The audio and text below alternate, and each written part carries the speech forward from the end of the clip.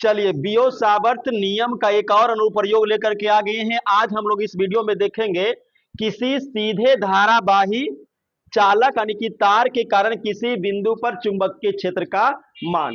बियो सावर्त नियम क्लास 12 के फिजिक्स का एक बहुत ही इंपॉर्टेंट टॉपिक है। बिहार बोर्ड में ये टॉपिक से लॉन्ग टाइप क्वेश्चन पूछेगा कि बायो सावर्त नियम का अनुप्रयोग करके किसी बिंदु पर विद्युतीय क्षेत्र का तीव्रता ज्ञात करें। किसके कारण? तो एक धारावाही तार के कारण। और यहाँ देखिए, जैसे मान लीजिए कि ये एक सीधा धारावाही तार है। अब इसमें अगर हम आई धारा प्रवाहित कराएंगे तो हम लोग को मालूम है कि जब किसी चालक तार में करंट प्रवाहित होगा तो वो अपने चारों तरफ क्या बनाएगा? मैग्नेटिक फील्ड बनाएगा। अब यही मैग्नेटिक फील्ड यानी कि चुंबकीय क्षेत्र का मान हमको ज्ञात करना है। बनाएगा तो कहीं पर भी, देखो ये चुंबकीय, मान लो कि धारावाही तार है, चारों तरफ मैग्नेटिक फील्ड बनाएगा, तो हमको कहीं पर भी, यहाँ पे, यहाँ जहां पर भी निकालना है निकाल लीजिए। ठीक है, तो ये वीडियो को लास्ट देखिएगा, बहुत इंपॉर्टेंट टॉपिक है, 5 मार्क्स का पूछेगा भाई। अब इसको देखते कैसे करेंगे। तो यहाँ पे देखिए, एक सीधा धारावाही तार जिसमें आई धारा प्रवाहित हो रही है। अब मान लीजिए कि इस चालक से आर दूरी पर पी एक बिंदु है और इसी पी बिंदु पर हम लोग को क्या निकालना है? चुंबकीय क्षेत्र का मान ज्ञात करना है। ठीक है, अब अगर बायो सावर्त का नियम लगाते तो आप देखिए, ध्यान दीजिएगा, बायो सावर्त का नियम क्या है कि उत्पन्न चुंबकीय क्षेत्र समानुपाती किसका? धारा का। उत्पन्न चुंबकीय क्षेत्र समानुपाती किसका? अल्पांश के लंबाई का। तो यहां पर भी एक अल्पांश लेना पड़ेगा। तो मान लीजिए कि ये बिंदु O से यहां x दूरी पर यहां पर एक बिंदु C है और इस C बिंदु पर हम एगो इस तार का टुकड़ा यानी कि अल्पांश लिए और इस टुकड़ा का लंबाई, अब देखिए x की ओर चल रहे हैं, x की ओर चल रहे हैं, तो अल्पांश कितना होगा? dx होगा, dx। ठीक है, अल्पांश की जरूरत क्यों पड़ा? क्योंकि बायो सावर्त नियम में अल्पांश मानना पड़ेगा। अब यहां मान लीजिए, अच्छा एक और नियम था कि उत्पन्न चुंबकीय क्षेत्र अल्पांश और पी बिंदु को मिलाने वाली रेखा के बीच के कोण के ज्या का समानुपाती होता है। तो अब देखिए, ये अल्पांश है और ये पी बिंदु है, तो इसको मिलाने वाली रेखा, तो यहां पर एक रेखा मिला लीजिए, मिल गया। अब इसके बीच का देखिए जो कोण है ये थीटा, तो साइन के बराबर हो गया। अब मान लीजिए, अच्छा चौथा नियम क्या था कि उत्पन्न चुंबकीय क्षेत्र, बियो सावर्त के नियम में पहले पढ़ा चुके हैं, उत्पन्न चुंबकीय क्षेत्र अल्पांश और पी बिंदु के बीच के दूरी के वर्ग का व्युत्क्रमानुपाती होता है, ऐसा लिखे थे। तो मान लीजिए कि अल्पांश और पी बिंदु के बीच का ये दूरी कितना है? आर है। ये कंडीशन हो गया। ठीक है, तो कंडीशन फिर से समझ लीजिए। माना कि, चलिए तार का कुछ नाम लिख दीजिए, तार का नाम चलिए ए बी हो गया। तो माना कि ए बी एक सीधा धारावाही चालक यानी कि तार है और उसके कारण हमको पी बिंदु पर चुंबकीय क्षेत्र का मान ज्ञात करना है। ठीक है, एक अल्पांश का कल्पना किए dx, अल्पांश की दूरी पी बिंदु से r ले लिया और अल्पांश का पी बिंदु से बनाया हुआ कोण कितना है? थीटा है। अब इस चीज को हम लोग यहाँ पे नोट भी कर सकते हैं, जो भी कंडीशन है। तो देखिए, कंडीशन ये हो गया, माना कि ए बी एक सीधा धारावाही चालक है जिसमें कितना धारा? आई धारा प्रवाहित हो रही है। चालक से आर दूरी पर पी एक बिंदु है जहां पर हमें चुंबकीय क्षेत्र का मान ज्ञात करना है। ये देखिए, पी की चालक से लांबिक दूरी O से P बराबर कितना है? कैपिटल R है। अब देखिए, O से x दूरी पर C एक बिंदु लिया जहां पर एक अल्पांश किसका? dx का कल्पना कर लिया है और इस अल्पांश का dx से दूरी कितना है? R है। ठीक है, अब यहां पर ये तो कंडीशन हो गया। मेन तो हम लोग को निकालना क्या है? धारावाही तार ये जो है ये भी, उसके कारण चुंबकीय क्षेत्र का मान P बिंदु पर। तो यहां पर अब हम लोग बियो सावर्त का नियम अप्लाई करेंगे। तो एक, अच्छा एक चीज और देख लीजिएगा, ये वाला कोण अगर हम देखें तो कोण काम आएगा आगे, इसलिए लिख रहे हैं कोण ए सी पी बराबर कितना बन रहा है? देखिए तो थीटा बन रहा है, ए सी पी ये वाला कोण। अच्छा, ये कोण यहां पर भी बन रहा है, मान लीजिए ये कोण अल्फा है। कितना है? अल्फा। कौन सा कोण? C P O. तथा कोण सी पी ओ कितना है? अल्फा है। चलिए ठीक है, अब लगा दीजिए बियो साबित का नियम से। तो चूंकि अल्पांश, कितना माने हैं अल्पांश, डी एक्स, तो अल्पांश डी एक्स के कारण किस बिंदु पर, पी बिंदु पर, पी बिंदु पर उत्पन्न चुंबकीय क्षेत्र, ठीक है, ये जो भुट्टी को अल्पांश लिए हैं, इसके कारण पी बिंदु पर उत्पन्न चुंबकीय क्षेत्र, कितना उत्पन्न चुंबकीय क्षेत्र होगा, ऐसे तो चुंबकीय क्षेत्र बी होता है, लेकिन अल्पांश है तो चुंबकीय क्षेत्र भी अल्पांश हो जाएगा, तो चुंबकीय क्षेत्र बी का अल्पांश न लिखेंगे, डी भी लिखेंगे। और बियो सावर्त का नियम लगा रहे हैं, तो म्यू नोट बटा 4 पाई आई इंटू डी एल, तो यहां लिखेंगे डी एक्स, फिर साइन थीटा और बटा दूरी का स्क्वायर, तो अल्पांश का दूरी कितना है, आर है, आर स्क्वायर, यही होता है ना नियम। देखिए आप पढ़े होंगे डीबी बराबर होता है म्यू नोट बटा 4 pi I D X, sorry I D L sine theta बटा आर स्क्वायर। अब यहाँ पर अल्पांश से दूरी स्मॉल आर था तो स्मॉल आर कर दिए, यहाँ पर अल्पांश डी एल नहीं लेकर के डी एक्स लिए हैं तो डी एक्स कर दिए, तो इस तरह से ये चेंज हुआ है।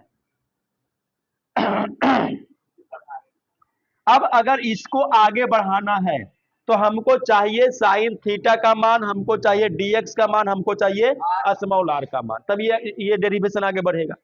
तो करते हैं उसको। देखिए चूंकि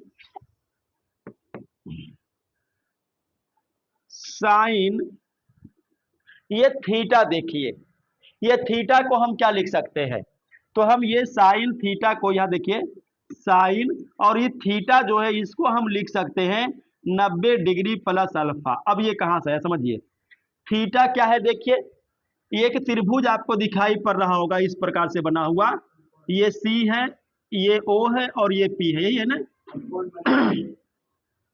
ये वाला ऊपर की ओर बढ़ा हुआ है और यहीं पर ये कोण है, तो ये कोण त्रिभुज के अंदर है कि बाहर है, तो त्रिभुज का जो बहिष कोण होता है वो सामने के दो अंतः कोणों के योग के बराबर होता है।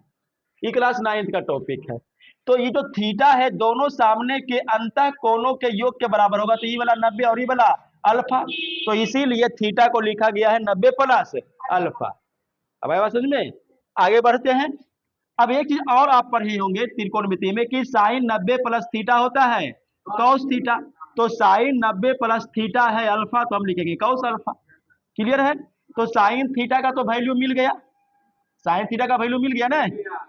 अब हम लोग को निकालना है dx का वैल्यू, तो निकालते हैं। तथा अब dx कैसे आएगा ये देखिए, त्रिभुज जो भी लिख रहे थे CPO में, देखिए त्रिभुज CPO में ये सामने अल्फा है, बोलिए हाँ कि नहीं, तो इसके सामने ये लंब होगा और नीचे आधार हो जाएगा, तो लंब और आधार किस में आता है, tan में, तो ले लीजिए tan अल्फा इक्वल टू लंब बटा आधार, और इसको इधर मार दीजिए, तो x इक्वल टू हो गया tan अल्फा और into R, R tan alpha. अब हमको चाहिए क्या भाई dx, तो अगर हम x को डिफ्रेंशिएट कर दें, मतलब अवकलित कर दें, तो dx मिल जाएगा, तो कर दीजिए इसे अवकलित करने पर, है ना, चुच्छे अब मैथ आएगा, फिजिक्स समझिए खत्म, इसे अवकलित करने पर, है ना, अब मैथ पढ़िएगा। तो देखिए x का अवकलन क्या होगा, dx, r तो कांस्टेंट है, tan अल्फा का डिफरेंशिएशन क्या होगा, sec square alpha into D alpha, आ आया मैथ में। चलिए तो dx का भी मान मिल गया, अब चाहिए स्मॉल r का मान। आगे बढ़ते हैं। अब स्मॉल r कहां से मिल सकता है, ये देखिए ये वाला और ये वाला, ये कर्ण है और ये आधार है, तो कर्ण और आधार किस में आएगा, कर्ण और आधार किस में आएगा, बोलो जल्दी से, टेन में आएगा, कौस में आएगा, कॉस थीटा यानी कि कॉस अल्फा इक्वल टू आधार बटा कर्ण, तो आधार हो गया आर और कर्ण हो गया स्मॉल आर। और देखिए अगर हम इसको उल्टा लिखेंगे तो जाएगा सेक अल्फा, तो इधर भी उल्टा हो जाएगा ना। तो इसीलिए स्मॉल आर कितना मिल गया, आर इंटू सेक अल्फा मिल गया ना। तो एक देखिए स्मॉल आर, एक देखिए डी एक्स और एक देखिए साइन थीटा। अब ये तीनों का मान समीकरण 1 में डालना होगा, समीकरण 1 में। तो समीकरण 1 से,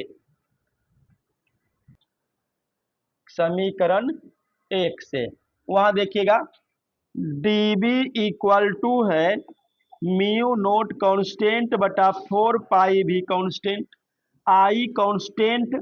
अब dx, तो dx का मान देखिए यहां पे आ गया है R sec square alpha into D alpha, सही है ना। ये तो हो गया dx का मान। फिर है साइन थीटा, साइन थीटा का मान कितना है कॉस अल्फा, ठीक है। देखिए आई ये हो गया dx और ये हो गया साइन थीटा बटा कितना है स्मॉल आर का स्क्वायर। स्मॉल आर कितना है देखिए आर सेक अल्फा, और ये तो आर हो गया, देना क्या है स्क्वायर, तो द स्क्वायर करेंगे तो दोनों पर स्क्वायर हो जाएगा, ठीक है। अब इसको हल करना है, तो यहां से देखिएगा एक आर कैंसिल होगा और सेक का स्क्वायर भी कैंसिल होगा, तो dB इक्वल टू कितना मिल जाएगा, dB इक्वल टू मिल जाएगा म्यू नोट बटा 4 पाई आई, ऊपर में कॉस अल्फा डी अल्फा बचा हुआ है क्या, कॉस अल्फा डी अल्फा, और नीचे क्या बचा हुआ है आर। तो ये जो चुंबकीय क्षेत्र निकला वो पूरे धारावाही तार के कारण नहीं निकला है, पूरा धारावाही तार तो ये भी है, निकला है ये भुट्टी को जो अल्पांश लिए हैं उसके कारण निकला है, ठीक है। तो अगर पूरे के कारण निकालना होगा तो क्या करेंगे, ऐसा ऐसा अल्पांश बहुत सारा ले लीजिए और सबको जोड़ दीजिए तो क्या बन जाएगा, एक तार पूरा बन जाएगा, सड़क बन जाएगा। तो हम पूरे अल्पांश को जोड़ेंगे, और जोड़ने का प्रक्रिया क्या कहलाता है फिजिक्स में, इंटीग्रेशन, समाकलन। तो इसका इंटीग्रेशन करना पड़ेगा, तो इसको लिखेंगे अतः पूरे धारावाही तार के कारण उत्पन्न चुंबकीय क्षेत्र। तो इसका इंटीग्रेशन कर लीजिए, इंटीग्रेशन किसका, dB का, इंटीग्रेशन किसका, ये टोटल का, तो म्यू नोट बटा 4 pi I cos alpha D alpha बटा आर। अब यहां से देखिएगा dB का इंटीग्रेशन b, अब इंटीग्रेशन किसका होता है, जो चीज परिवर्तनशील हो। यहाँ पे तो म्यू नोट बटा 4 पाई कांस्टेंट है, तो म्यू नोट बटा 4 पाई का इंटीग्रेशन होना नहीं है तो उसको कर लो बाहर, आई बटा आर भी बाहर।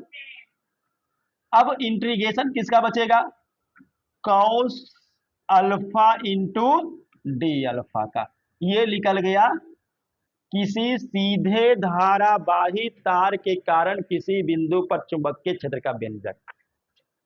क्लियर है। अभी इसमें स्पेशल केस भी आने वाला है, क्या आने वाला है, स्पेशल केस क्या आएगा कि हो सकता है कि तार का लंबाई अनंत विस्तारित हो, बहुत लंबा तार हो, तो कुछ इसमें स्पेशल केस आएगा। तो सबसे पहले यहां तक आप लोग नोट करिए, ये हेडिंग हो गया दूसरा, magnetic field at A point, ये कर दीजिएगा, चित्र बनाइएगा, उसका डिस्क्रिप्शन करिएगा, और यहां तक पहले स्क्रीनशॉट ले लीजिए आप लोग। उसके बाद tan अल्फा तक था ने, फिर यहां से आप स्क्रीनशॉट यहां फिर यहां तक लीजिएगा, ठीक है। 2 स्क्रीनशॉट में आपका ये कंप्लीट होगा, उसके बाद अभी स्पेशल केस भी आएगा, तो यहां तक पहले करिए। अब इसका स्पेशल केस लिख लीजिए जो अभी बता रहे थे। तो स्पेशल केस पहला क्या हो सकता है कि जब तार की लंबाई अनंत हो, तार कितनी लंबाई की हो, अनंत लंबाई की, तार अनंत लंबाई की हो तो समाकलन का जो सीमाएं होगा, लिमिटेशन होगा, क्योंकि यहाँ पर समाकलन करना है ना, आगे जब भी देखिए आगे केस कैसे बढ़ेगा, इसका समाकलन करना पड़ेगा, ये बाकी तो कांस्टेंट है। तो समाकलन की सीमाएं यानी लिमिटेशन -π/2 से यानी 90 डिग्री हुआ +π/2 होगा। बस इसको अब रखना है और इंटीग्रेशन इसको जो भी करना है उसको तोड़िएगा। तो b इक्वल टू हो जाएगा μ0/4 पाई बटा कितना r cos alpha into D alpha का इंटीग्रेशन। अब देखिए जो माइनस वाला है वो हो गया लोअर लिमिट और प्लस वाला हो गया upper limit. b equal to μ0/4 pi I बटा आर। अब बोलिएगा cos x into D X का इंटीग्रेशन कितना होता है, मैथ में पढ़े होंगे इसको और फिजिक्स में भी पढ़े हैं क्लास 11 में। हाँ कितना होगा, माइनस नहीं प्लस में होगा साइन एक्स। तो यहां हम लिखेंगे साइन अल्फा, क्योंकि अल्फा दिया हुआ है, जिसका फंक्शन होगा एक्स का फंक्शन था, ये अल्फा का है, तो साइन अल्फा। और लिमिटेशन अब इधर लिखा जाएगा +π/2 ऊपर यानी अपर लिमिट और नीचे लोअर लिमिट माइनस के साथ है। अब इसको और देखिएगा b equal to μ0/4 pi I बटा आर, एक बार अपर लिमिट और एक बार लोअर लिमिट। तो साइन अल्फा नहीं लिखेंगे, अपर लिमिट π/2 लिखेंगे, फिर साइन अल्फा नहीं लिखेंगे, -π/2 लिखेंगे, और बीच में क्या पड़ता है माइनस।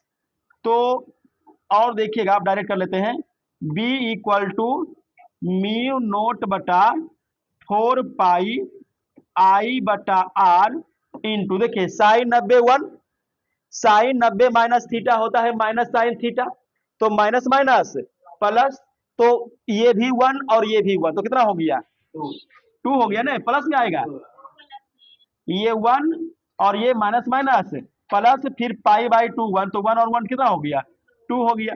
तो आप इसको काट लीजिएगा और काटने के बाद आ जाएगा μ0 आई बटा 2r आएगा, पाई आर कहाँ आएगा, ओ पाई भी आएगा 2πr। तो ये आ गया जब तार की लंबाई अनंत होगा तब b μ0 I बटा 2πr।